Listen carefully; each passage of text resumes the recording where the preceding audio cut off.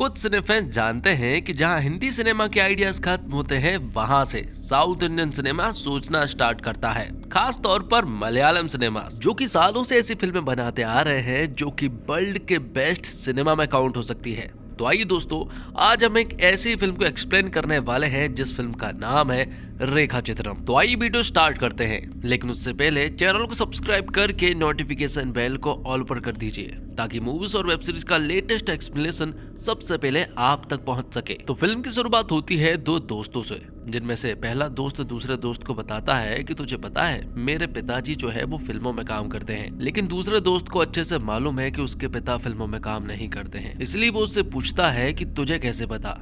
तब वो बताता है कि कल रात मैंने अपने पिता को एक्टिंग करते देखा। वो बताता है कि जब कल रात वो घर में अकेला था और बहुत तेज बारिश हो रही थी, तब मेरे पिता समेत कुछ 4 लोग जो है वो चटाई में किसी को लेकर जा रहे थे। ये सीन जो है वो 1985 का था, जिसके बाद कहानी जो है वो प्रेजेंट में आ जाती है, जहाँ पर कि हम विवेक को देख पाते हैं। विवेक दरअसल में एक एसआई है, लेकिन फिलहाल उसके ऊपर गैम्बलिंग के कुछ आरोप लगे हैं, जिसके लिए वो कुछ महीनों के लिए सस्पेंडेड है। इसलिए विवेक अपने पिताजी के साथ अपने घर पर रहता है। उसकी एक गर्लफ्रेंड भी है जो कि पत्रकार है। अब अगले सीन में हम राजन नाम के आदमी को देख पाते हैं। राजन के बारे में हमें मालूम चलता है कि उसके घर में कोई भी नहीं है। उसका बेटा जो है वो उससे बिल्कुल भी ठीक ढंग से बात नहीं करता है। इसलिए अगली सुबह वो अपने ड्राइवर को लेकर एक जगह पर जाने लगता है। रास्ते में वो बहुत सारी शराब पी लेता है, जिसके बाद वो अपने ड्राइवर से कहता है कि मुझे यहीं पर छोड़ दो। जिसके बाद राजन जंगल के अंदर चला जाता है और उसका ड्राइवर वहीं पर इंतजार करने लगता है। अब आगे हमने देखा कि राजन शांति से एक पेड़ के नीचे बैठ जाता है।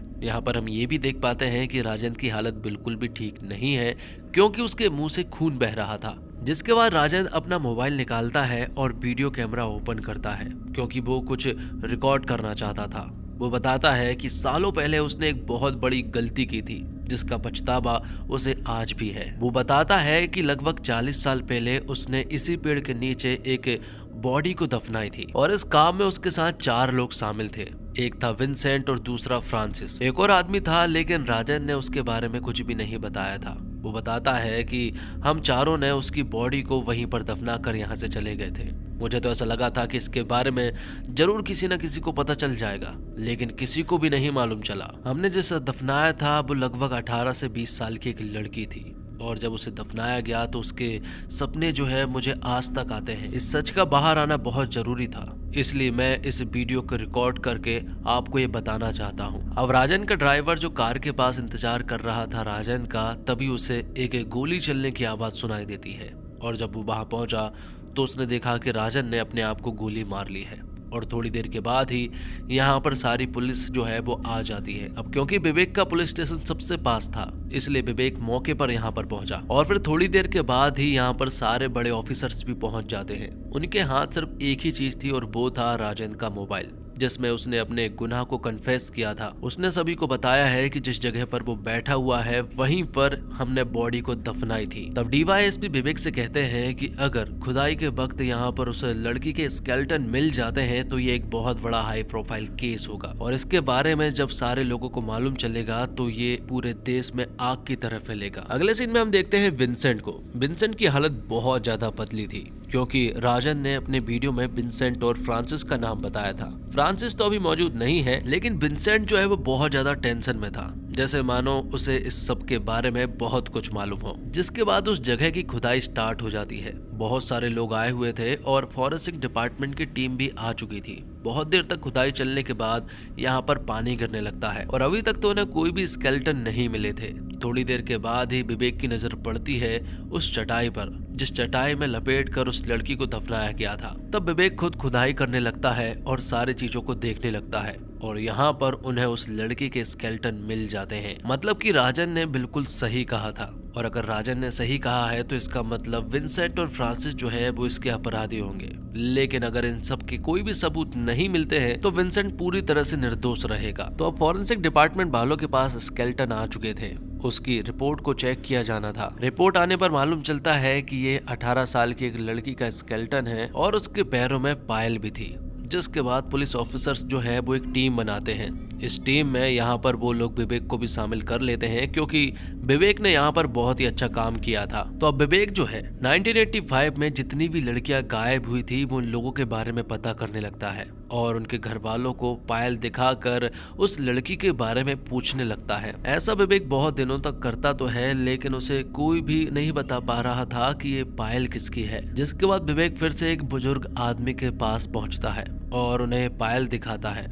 उस पायल को देखने के बाद वो बुजुर्ग आदमी जो है वो रोने लगता है और कहने लगता है कि ये तो मेरे बेटी की है। विवेक को ऐसा लगा कि शायद अब ये केस जल्द से जल्द सॉल्व हो जाएगा, इसलिए दोनों के डीएनए सैंपल्स को मैच किया जाता है लेकिन वो नेगेटिव आता है। मतलब कि वो बूढ़ा आदमी जो है वो झूठ बोल रहा है। जिसके बाद विवेक जो है वो यहाँ विंसेंट से पूछताछ करने के लिए उसे पुलिस स्टेशन बुला लेता है। वहाँ से पूछताछ की जाती है जहाँ पर कि विंसेंट बताता है कि ऐसा भी तो हो सकता है कि राजन मुझे फंसाने के लिए ये सब कुछ बोल रहा हो, क्योंकि मेरे खिलाफ तो आपके पास ऐसे कोई भी सबूत नहीं है जिसके आधार पर आप बोल सके कि मैं भी उन लोगों के साथ शामिल था। राजन ने ये बोला और आपने मान लिया, ऐसा तो बिल्कुल नहीं हो सकता है। अगर आपके पास पुख्ता सबूत नहीं रहेंगे तो आप मुझे अरेस्ट भी नहीं कर पाएंगे। विंसेंट यहाँ मीडिया के सामने भी कह देता है कि पुलिस उसे फंसाने की कोशिश कर रही है। तो विवेक ने फिलहाल तो उन लड़कियों की इन्वेस्टिगेट की थी जो कि 1985 में मारी गई थी, लेकिन अब विवेक उन लोगों से पूछताछ करना चाहता है जिन्होंने 1985 में किसी लड़की के गायब हो जाने की पुलिस स्टेशन में कंप्लेंट दर्ज कराई थी। और इस तरह से विवेक को चंद्रू नाम के एक आदमी के बारे में मालूम चलता है जिसका ताल्लुक जो है वो सिनेमा से था। वो बताता है कि उस वक्त सुपरस्टार मम्मूटी की फिल्मों में जो जूनियर आर्टिस्ट फिल्मों में काम किया करती थी वो उन्हें लाने का काम किया करता था। उस समय भी उसने एक लड़की को लेकर आया था। उसके चेहरे पर नूर था और वो हीरोइन बनना चाहती थी। वो मम्मूटी की बहुत बड़ी फैन थी। जब मैंने उसे यहाँ पर लेकर आया था तो सभी को उसका काम बड़ा पसंद आ रहा था और एक रिकॉर्डिंग के दौरान एक फुटेज भी शायद मेरे पास होगी जिसमें वो लड़की साफ साफ दिखाई पड़ रही है। उस लड़की का नाम था रेखा। जिसके बाद कहानी फ्लैशबैक में पहुंच जाती है और हमें रेखा को दिखाया जाता है। रेखा यहाँ पर दरअसल में एक जूनियर आर्टिस्ट थी और वो मम्मूटी की हीरोइन बनने के लिए यहाँ पर आई थी। उसे यहाँ पर जो भी काम मिल जाता था वो काम कर लेती थी। उसे यहाँ पर मम्मूटी की फिल्म में एक नन का कैरेक्टर भी दिया गया था जो कि बैकग्राउंड में रहने वाली थी। अब जो 1985 में जो फिल्म रिलीज हुई थी उस फिल्म के बारे में विवेक पता करने की कोशिश कर रहा था। वो यूट्यूब पर कुछ वीडियोस भी देखता है जिसमें उसे उसी फिल्म के बारे में कुछ रोचक तथ्य मालूम चलते हैं। वहाँ कमल सर नाम का एक डायरेक्टर जो है वो रेखा के बारे में बता रहा था। वो बता रहा था कि एक रेखा नाम की लड़की जो है वो मम्मूटी के गंजे होने पर मुझे बहुत चिल्ला रही थी। शायद वो मम्मूटी को इस तरह के कैरेक्टर में नहीं देखना चाहती थी। जिसके बाद विवेक जो है वो प्रेजेंट के कमल सर से मिलता है और उनसे उस वक्त की सारी चीजें पूछता है। कमल सर ने यहाँ पर रेखा के बारे में जिक्र किया था। वो बताते हैं कि वो जूनियर आर्टिस्ट जरूर थी लेकिन सभी को उसकी बहुत मांग थी। जब एक सॉन्ग शूट किया गया था तो वो आधे में ही गायब हो गई थी और उसके बाद वो किसी को भी नहीं मिली। तब बहुत सारे लोगों ने उसे फटकार भी लगाई थी। जिसके अगले सीन में हम देखते हैं चंद्रू की डेड बॉडी को जो कि एक नाले में मिली थी। सभी को ऐसा लग रहा था कि चंद्रू जो है वो अक्सर शराब पीता रहता है इसलिए वो नाले में गिर गया होगा। लेकिन सच बताऊं तो इन सब के पीछे विंसेंट का हाथ है। तो साथ ही हमें ये भी मालूम चलता है कि अब इस इन्वेस्टिगेशन को विवेक और उसकी टीम हैंडल नहीं करेगी बल्कि अब इस केस को सीबीआई हैंडल करने वाली थी। और हमें ये भी मालूम चलता है कि विवेक को उस केस से हटाकर ट्रैफिक पुलिस वाला बना दिया गया था और ट्रैफिक को कंट्रोल करने के लिए उसे भेज दिया गया था। इसी ट्रैफिक में हम विंसेंट को भी जाता हुआ देख पाते हैं जिससे ये तो पता चल गया था कि ये सब कुछ दरअसल में विंसेंट नहीं कर पाया है। अब विवेक फॉरेंसिक डॉक्टर से मिलने के लिए जाता है कि तभी यहाँ पर सीबीआई का ऑफिसर मुरली आ जाता है। दरअसल में मुरली और उसकी टीम ही इस केस को इन्वेस्टिगेट करने वाली है, लेकिन सच पूछो तो मुरली एक करप्ट ऑफिसर है और ये बात फॉरेंसिक डॉक्टर बहुत अच्छे से जानता है।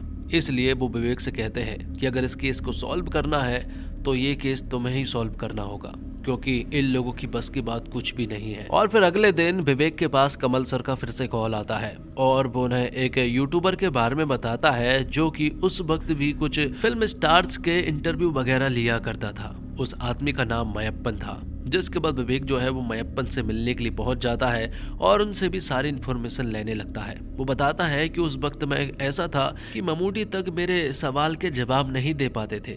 उस वक्त भी मैं उनसे मिला था और वो मुझसे रूट कर यहाँ से चले गए थे। लेकिन यहीं पर मेरे फोटोग्राफर ने एक फोटो ली थी जिसके पीछे मैंने रेखा को देखा था। यहाँ पर जब विवेक ने वो फोटो देखी तो उसने पाया कि ये एक नन का कॉस्ट्यूम जरूर है लेकिन ये एक रियल नन का कॉस्ट्यूम है।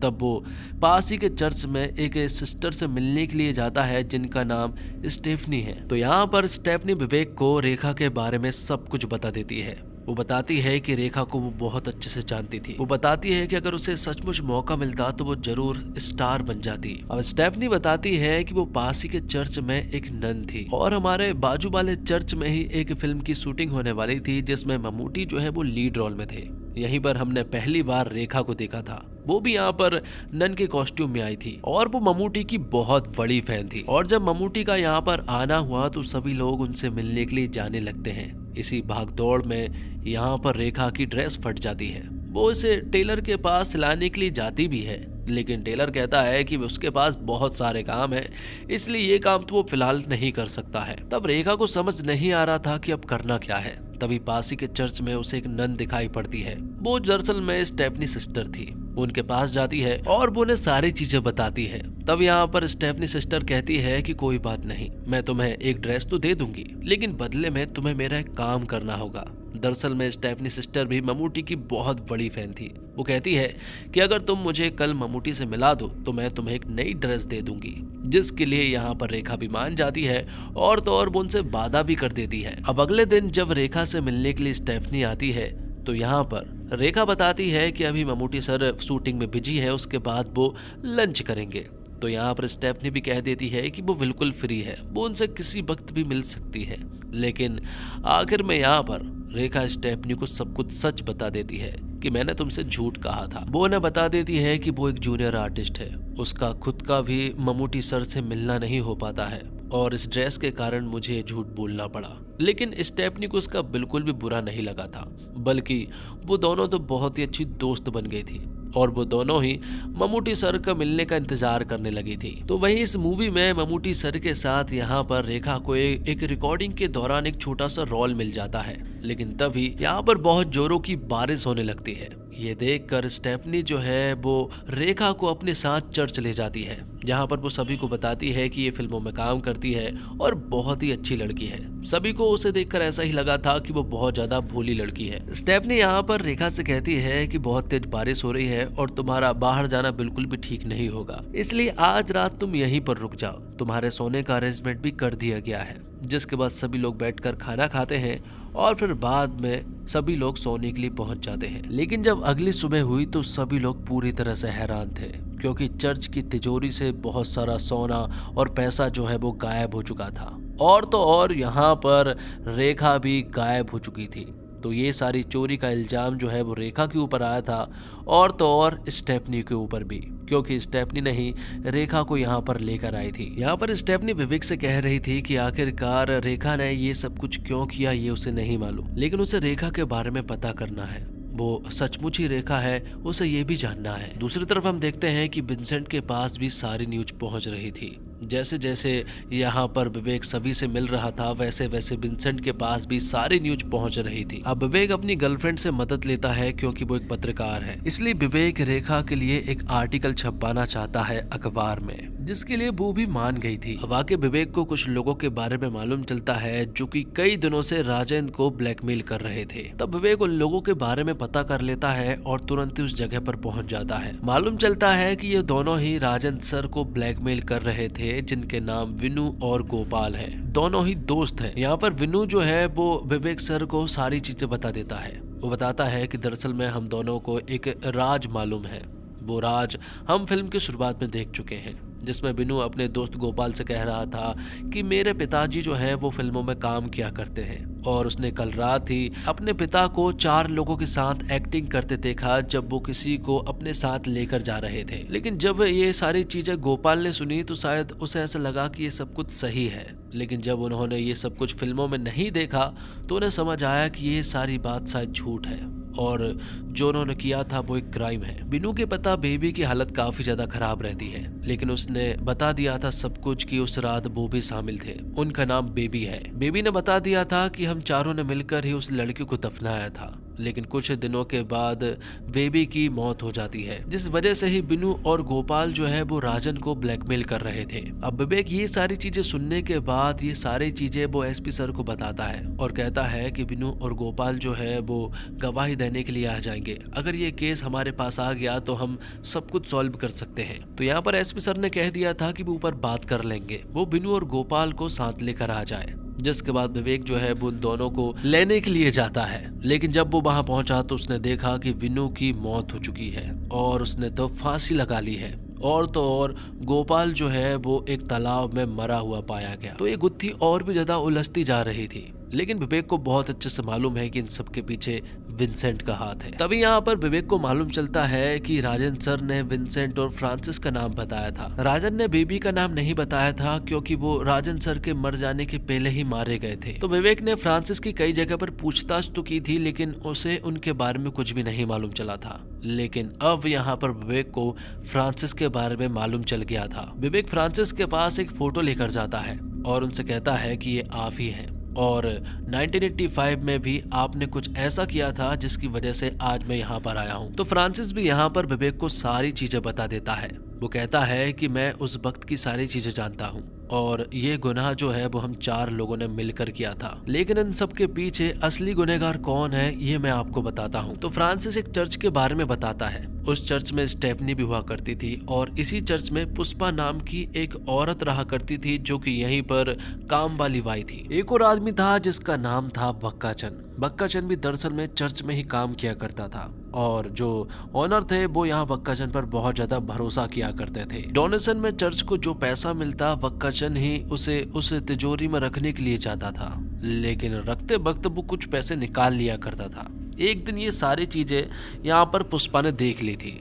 तब यहाँ पर पुष्पा का मुंह बंद करने के लिए बक्काचंद ने उसे कुछ पैसे दे दिए थे। इस तरह से उनका मिलना हुआ और फिर धीरे धीरे वो दोनों एक दूसरे के बहुत ज्यादा क्लोज जाते गए और अब वो साथ में मिलकर चर्च के इसी तरह बहुत सारे सामान और पैसों को चुराने लगे थे। लेकिन पुष्पा ने एक बहुत बड़ा प्लान करके रखा है। वो बक्काचंद से कहती है कि अभी तक हमारा हाथ वो मैन तिजोरी तक नहीं पहुंचा है जहां पर कि सारा पैसा रखा हुआ है। दरअसल में वो दोनों ही उस मैन तिजोरी को लूटने वाले थे और यहाँ से फरार होने वाले थे। इसलिए पुष्पा ने उस मैन तिजोरी की एक साबुन के द्वारा नकली चाबी बनवा ली, जिसके बाद पुष्पा जो है वो सही टाइम का इंतजार करने लगी। तभी स्टेफनी सिस्टर के द्वारा यहाँ पर पुष्पा को मालूम चला कि रेखा नाम की लड़की जो है वो चर्च में आने वाली है और आज रात यहीं पर रुकने वाली है। तब पुष्पा इस सही मौके का फायदा उठाना चाहती थी। जब रात को सभी लोग खाना खाने वाले थे, उस खाने में यहाँ पर पुष्पा ने नींद की गोलियां मिला दी, लेकिन इस खाने को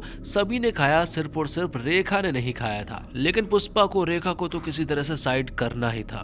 इसलिए रेखा जब रात को सो रही थी तभी अचानक से पुष्पा ने रेखा के ऊपर हमला कर दिया और उसे जान से मारने की कोशिश करने लगी थी, जिसमें पुष्पा पूरी तरह से कामयाब भी रही क्योंकि रेखा को उसने जान से मार दिया था। अब बात ये थी कि आखिरकार उसकी बॉडी को ठिकाने लगाना था और जब बेबी और बक्काचंद उस बॉडी को ठिकाने लगाने के लिए जा रहे थे तब यहाँ पर हमने मतलब कि फ्रांसिस और राजन ने सब कुछ देख लिया था, लेकिन पैसे देकर हमारा मुंह बंद करवा दिया गया था और ये भी कह दिया गया था कि अगर वो हमारी बात नहीं माने तो इस केस के पीछे हम तुम्हें फंसा देंगे। तब उन्हें उनकी बात माननी पड़ी। वो उसे बीच जंगल में लेकर गए और एक पेड़ के नीचे उसे दफना दिया। लेकिन तभी उन्होंने बीच में देखा कि अभी रेखा की सांसें चल रही थी क्योंकि उसके पैर हिल रहे थे।